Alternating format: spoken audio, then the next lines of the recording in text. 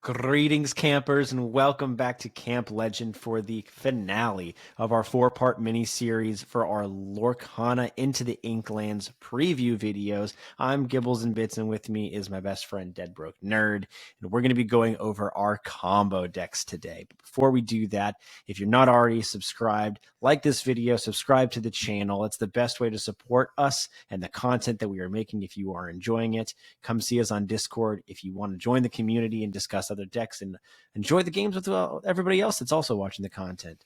All right, I am going to kick us off for our combo decks here because I think we've got a really exciting deck to end the series on that both DBN and I have just been raving about that he created, and we're just all over the place on it. Just cannot wait to take it to locals and play the heck out of it. So we're going to start with me. This is my Vault 687. This is a deep pull from the name perspective. If you remember, Vault 687 is the Harry Potter vault in the first movie that he goes and finds all of the money that his parents left him from. So this is a money-centric deck that also is around Magicka Dispel. So the name fits, okay? The name fits. This is a combo deck that runs off of the 7-drop Magicka Dispel that says you can shift for 5. This says when this character quests, gain lore equal to the cost of one of your items in play. Now, what would be the dream to have with Magicka Dispel? I don't know. Maybe the new 7-cost item that they just printed called Lucky Dime that says when you exert this and pay 2, choose a character of yours and gain lore equal to their lore. So we have big burst potential, similar to the control deck with Jafar that I went over last video. If you haven't watched the video, go check it out. But we've got big burst potential to be able to close out games from far away from that 20 lore count. But how do we get there? Well, it's a little bit of ramp. It's a little bit of item synergy here. So we're going to start it off with a 1-drop, a new card, Kit Cloud Kicker. He has Ward, so he's going to be hard to touch, especially at that 1-drop. You probably don't quest with him unless he's completely safe on that 1-drop slot. But we are going to end up trying to shift him in to the 6-drop Kit Cloud Kicker here, which shifts for 3, which for a 6-drop is pretty nice. Also still has Ward and has the 3 lore counts there. So that's going to be a really great target if we can end up exerting 2 for our Lucky Dime. He's going to be hard to touch with the Ward, and he's a great target for Lucky Dime to hit and gain you 3 lore off of the 2 ink that you spend. Our 2-drop slot, I think, is probably the most important for this deck. Magic Carpet Flying Rug is going to is evasive and is going to allow you to move a character of yours to a location for free. And Magicka Dispel Ambitious Witch is the 2-drop that is going to be what we aim to shift the 7-drop Magicka Dispel into from that low 2-drop. Our 1-drops and 2-drops here are very much a distance package where it's kind of the nature of combo, right? Is we're kind of hoping that our opponent doesn't have ways to mess up our game plan. We're trying to execute something a little bit more complex on our side without being touched. So don't disturb us. We won't disturb you. We're neighbors from across the hall, but we just don't talk very often. 3-drop Madame Odie Mystical Maven is an addition that I added late in this deck, but I think could really do some wonders for you. When you play a song, you may put the top card of your deck into your inkwell face down and exerted. Similar to Sheriff of Nottingham, the new 4-drop that we're really high on in Steel, doesn't require her to be exerted, doesn't require her to do anything besides just exist. So we've got 1 jump aheads on board, which we can use. We can drop Madame Odie on 3, Mama Odie on 3. We can sing 1 jump ahead with our Magicka Dispel if she's safe, or our evasive Magic Carpet if we don't have a location down, or even Cloud Kicker if we really wanted to. Actually, you can't because it's 1-drop. So you would probably aim it on Magic Carpet here, sing 1 jump ahead, put the top card in your inkwell. Madame Odie's going to do the same thing. Next thing you know, you've got 5 in your inkwell. And you really haven't committed a whole lot of cards to that. But we are really dense. You'll notice we're missing that 4-drop slot here. We've got a couple. We got something down here that you can play your 4-drop McDuck Manor, which is great. You've got your Vault Door. Your locations and characters at locations gain resist 1. Like, these are great 4-drops to be able to play. So it's going to be more of like a tricky 4-drop play. But if you do get that the Mama Odie combo out with 1 jump ahead, you're skipping that 4-drop slot and going right into these really beefy, really useful 5-drops. So we've got a new 5-drop here of Audrey Ramirez that says she's got ward as well, so our deck is very hard to get to. When this character quests, ready one of your items. Audrey is going to synergize really well with Lucky Dime. So if you get Lucky Dime out, if you have Magic Dispel out, or even just Lucky Dime in another unit that quests for a decent amount, you can spend 2 with Lucky Dime, quest with Audrey, ready Lucky Dime, and spend another 2 and gain that lore again. So another rather solid burst potential for lore, even just amongst these 2 cards alone.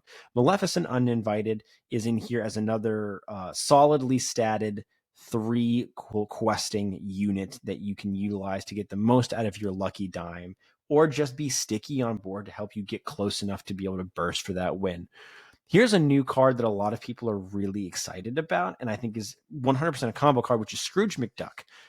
During your turn, this character gains evasive, so you can challenge evasive units and maybe take out some of the more aggressive cards. But during your turn, whenever this character banishes another character in a challenge, you may play an item for free. So this is a really great way if your opponent says, I'm going to quest with a unit, and even if Scrooge dies, you're enabling your combo pieces. You can quest with Scrooge if there's nothing out there, challenge with Scrooge, drop your Lucky Dime, drop a Vault Door. These very nicely statted or these nice high costing items here, so you can get the most bang for your buck and set up something really solid for Magic and Dispel, either questing for 4 from your Vault Door or questing for 7 from your Lucky Dime. We've already mentioned shifting into Kit Cloud Kicker, 1 jump ahead. The Bosses on a Roll is a really nice new spell from Amethyst. I think we'll see almost as an auto include in a lot of decks from Amethyst. It's a 3-cost singable action that says, look at the top 5 cards. And if you haven't been playing for Lorcana that long, singing something to look at the top 5 cards of your deck is just bonkers. We were lucky enough to be able to look at something that had 2 cards or 3 cards in a previous iterations from either Res of the Floodborn or our first chapter card sets. Being able to look at the top 5 cards of your deck, put them in any number of an order on the top or bottom of your deck, and gain a lore off of it, sets you up so you know you're going to curve appropriately into the cards that you really need to get rid of the cards that you don't want to see based off of the way that your game is already going, and gain a lore off of it. I mean, that's not insignificant. It's not like the main reason you play the card, but gaining a lore is great. So you're going to like almost curve proof your deck, see the cards you want to see, for really not that much of a downside, especially if you sing it something with like a Mama Odie. Let It Go is just what happens if they play a big target and they start trying to come after us. Okay, we're ramping, so we really don't care if you ramp with us. Like we should be able to out ramp you and work towards our win condition faster than you can work towards yours. So let it go. Be able to just get out of my face. And then our locations. Bell's Manor is a 1-cost unit. In case you don't see Kit Cloud Kicker, you can play for 1 this Bell's House. If you have a character here, you pay 1 less to play items. It's kind of why we're running Magic Carpet, right? It is a 1-cost location, but it does take 2 to shift something here over to this location, and it does take an additional 1 after it being a pretty expensive location for McDuck Manor to get something over there. Well, Magic Carpet can do that for free. So you start cheapening up your items in case you don't see the waste in order to get them out early with the ramping of Mama Odie and 1 jump ahead. But Bell's House allows you to start getting your Vault Doors and your Lucky Dimes out early to help protect your units, especially Vault Door. Your locations and characters gain resist 1. That's just brutal for a tempo deck to try to remove your units when you've got resist on everything you play. It'll help you insulate you from spells as well. So this is a deck that wants to ramp into that late game. It's got standalone good lore counts on a lot of the mid to late game units, but if you're not careful, this deck can catch you by surprise and just burst from the early double digits into that 20 lore. Yeah, it's interesting. First off, this is I think this is the least explored color combination in the game by a mile. Like Sapphire and Amethyst have always sort of felt like polar opposites of each other, in that Amethyst allowed you to draw a bunch of cards, and then Sapphire allowed you to ramp a bunch of mana, but they were supporting archetypes, right? And these two supporting archetypes coming together is not something we've seen a whole lot of. And I do think that that lends itself to some awkward overlaps of like actions, songs, items, locations where like they don't all fit together Right. seamlessly because they weren't all designed together. But that being said, the obvious overlap of Magica Dispel with the expensive items of blue, that feels like the first time the devs have intentionally said, you know what, we would love to see Sapphire and Amethyst together. Hmm. And so the crazy thing is, though, is that not a lot of the other parts of the kits really are like, intentionally designed together. So there's a lot of mashing of concepts here, which I think is initially a little bit off putting. But the reality is, you have these really resilient characters with ward and high defenses that And if you're evasive. not invasive, right? That if you're not being disrupted, you can the ramp will enable you to overcome clunky costs no problem. I think the key here is going to be, as we test this, figuring out the right numbers of locations versus items versus Yeah. songs, because you would hate to have a Scrooge out ready to kill something but not an item in hand, and you'd hate to have a magic carpet out with no location to come in. And so I think once that has been ironed out, I really believe the Magica Dispel thing, while maybe not top meta, it can work. I definitely believe Magica can be your combo game closing um, piece. It's just about getting there, and that's something that is really exciting about going into a new meta like this, which is you don't know how you're going to get there. The deck is not obvious. We've long talked about other card games that sometimes sort of shoehorn you into something that's like, okay, the devs want me to play this, and they're giving me all of the pieces that obviously fit together. And there's not a lot of creativity or experimentation that is needed. This is the exact opposite. This is like, oh, you want to play Magic and a Spell with Lucky Time? You're going to have to scrape and claw and test and refine and try different things if you want to find the list that does it consistently. Because again, this list can absolutely pop off. It's just about finding that consistent angle. Hmm. Yeah, and I think we're well on our way. I'm really happy with where I landed in this list with the hard to touch units and the ability to ramp into the more important things and see kind of the high cost like problem units that would ordinarily be hard to get to just work wonders for you. I did consider having additional high cost units in here, like a Hades for Mm, removal instead of yeah. something like a Let It Go. But the addition of Mama Odie in the deck blended me to want to play Let It Go a bit better than maybe a unit that was a bit higher on. Plus the uninkable piece of things I do made it think a little Mama tough. Odie is my favorite part of this list so far. Yeah. And So I and think that and maybe there's that so means many good beefing up the songs. song count if she ends up being great. Yeah, I think she's going to prove to be a really effective card. Very optimistic about that. And Sapphire and Amethyst have great song selections. So yeah, Yep. So this is going to be my Vault 687.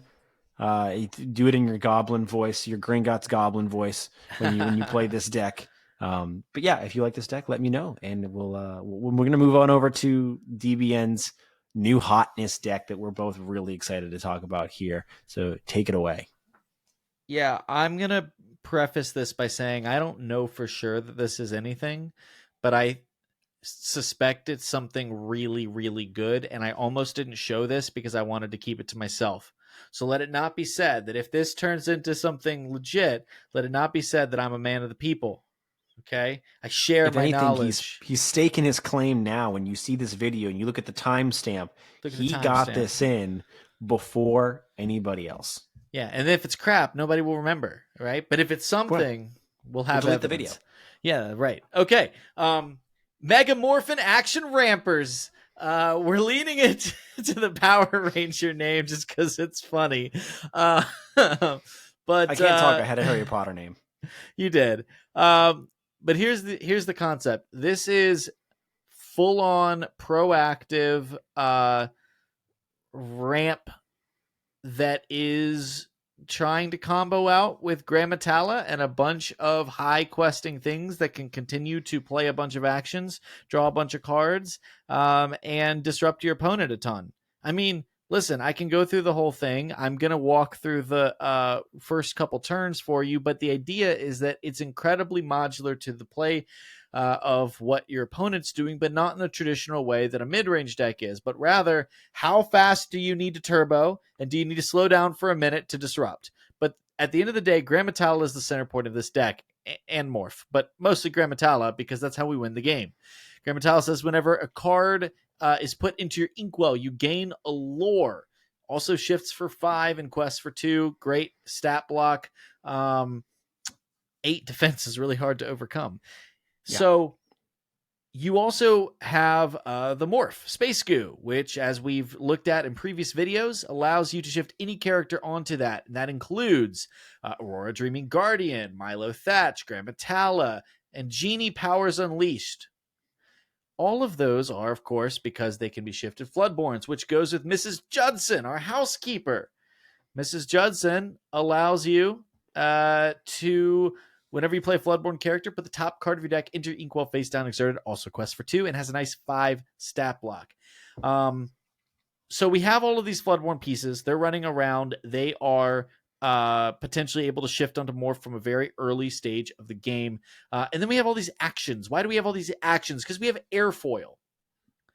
We have all these actions that are going to enable us to ramp, draw cards, thin the deck, and Airfoil is going to keep us from actually running out of cards in our hand because we're spending these cards to do things. We're discounting these cards. We're ramping and playing a lot.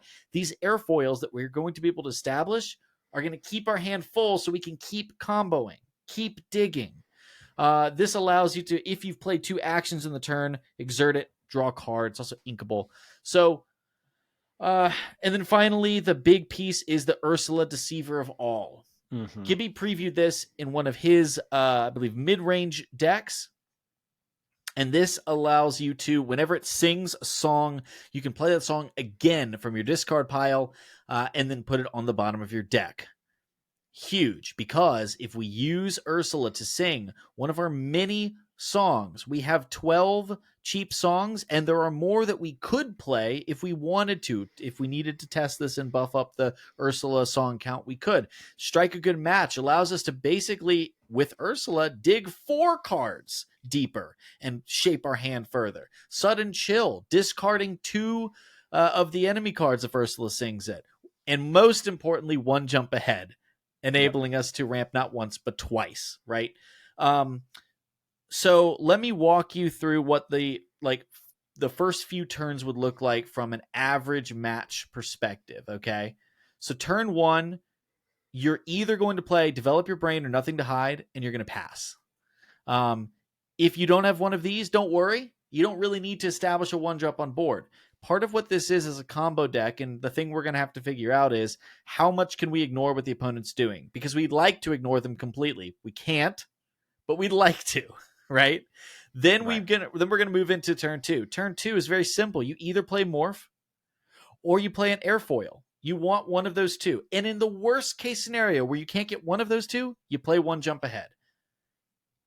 But we're going to go ahead and assume that you're able to find either Morph or Airfoil after a full mulligan. I mean, the mulligans in Lorcana are pretty generous. So if you were to play Morph, this is where your decision tree branches. Then on turn 3, you have the opportunity, if you'd like, to shift in Aurora and begin to sing something very proactive, like A Friend Like Me. Now, granted, in certain matchups, you don't want to do this. You don't want to give your opponent a ton of resources.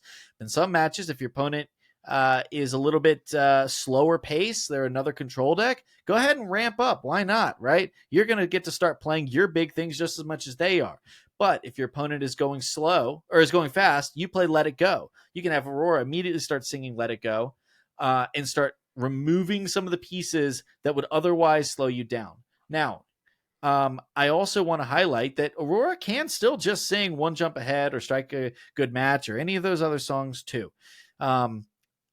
You also could just leave Morph alone and develop another threat. Like Ursula, you could play 2 actions. You can do all sorts of things like that to thin your deck and build towards your critical mass, which, if you were to have played the airfoil, then on turn 3, you can either establish an Ursula so that you can start double singing on the following turn, or you can immediately start super thinning through your deck, disrupting your opponent with sudden chills, playing nothing to hide, develop your brains, etc., etc. You get the idea.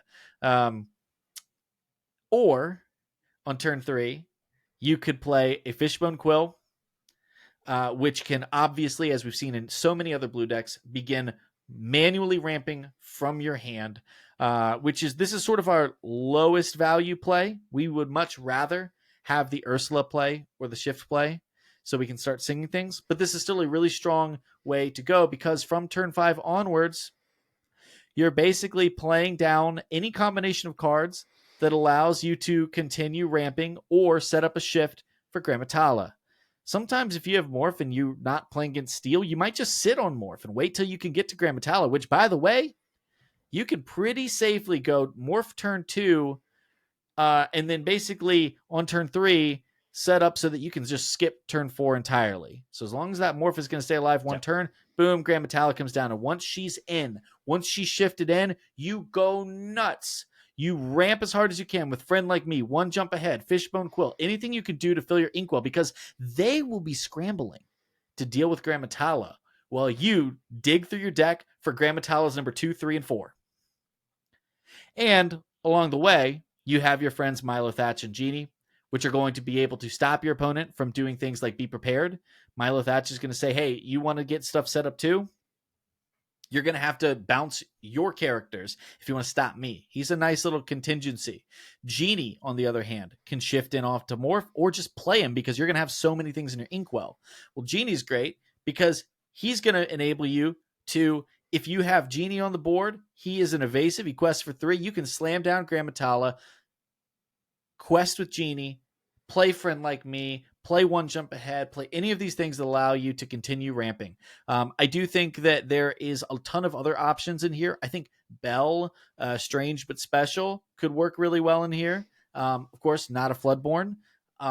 So we're sort of leaning into the Mrs. Judson angle, but there's a lot of ways to do it. But I think at its core, you will be surprised at how much lore pressure you can put on while basically letting your opponent challenge you as much as they can, because you're going to be able to disrupt them with Let It Goes and Sudden Chills, and I consider putting Mother Knows Best in here as well. You're going to be disrupting them while you basically ignore them. Oh, you quest for something, you basically assume that that's gone, and you just keep playing more things with the near infinite resources you can generate until your Grammatalas can put you over the edge. If I sound a little discombobbled here, it's because the deck is intentionally designed to be incredibly modular so that you can shape your turns in like 45 different ways once you have enough resources. Do you go for an airfoil? How many airfoils do you want to develop at one time? Are you putting the Fishbone Quills, out on the board? And if so, what are you inking from your hand? Or how much can you ink from one turn to set up the Grammatala? Are you playing the Grammatala and then digging 7 ink, kind of like you would do with the Jafar play? Like, there's a lot going on here.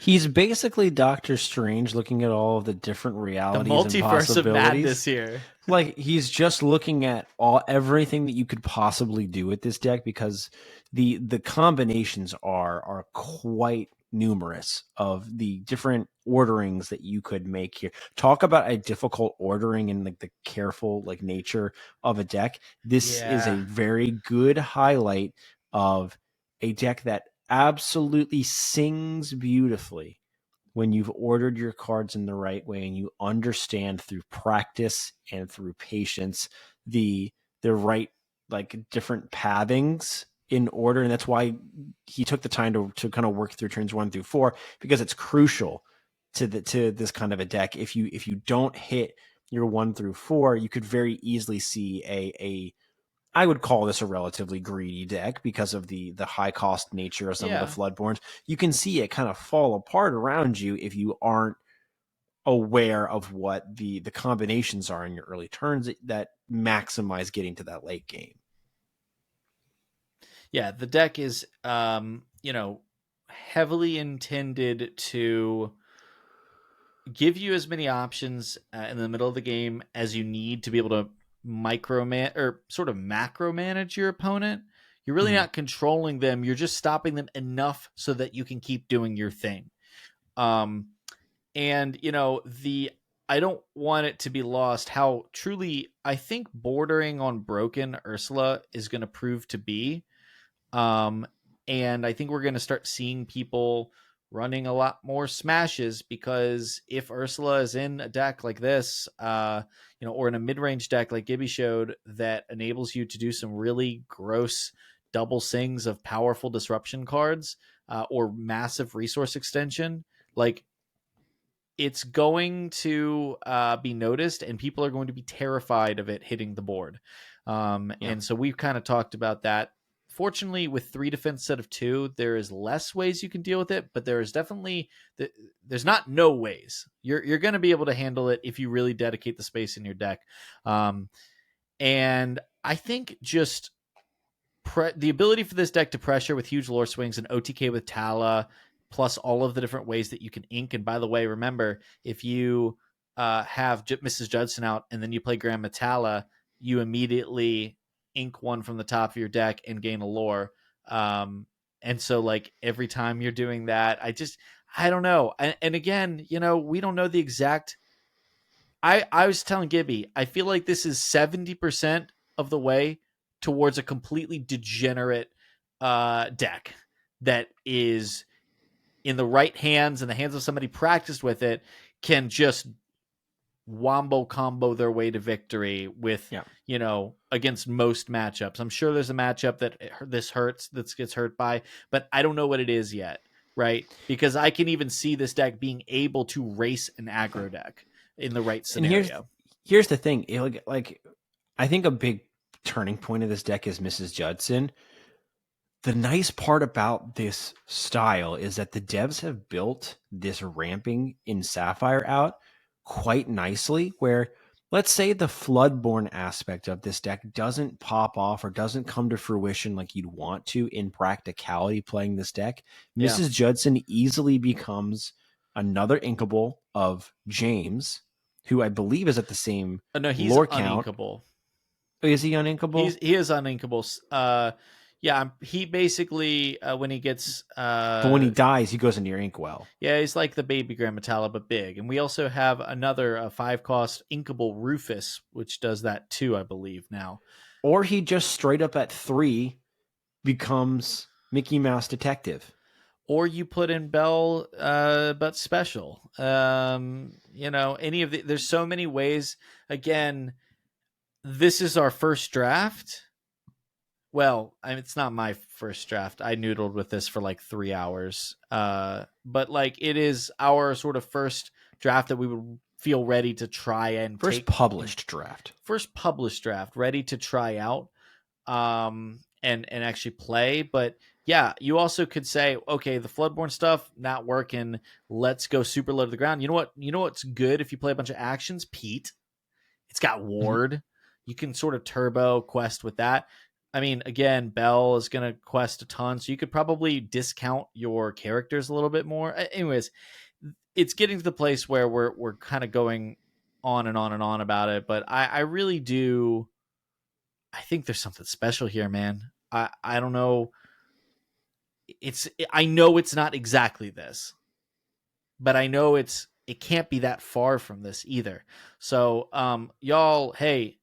I thought about not showing this to anybody and being, so that we could refine it ourselves internally and maybe try to take it to some big event or something. But I don't know, y'all. Somebody else is probably smart enough to have come up with this too.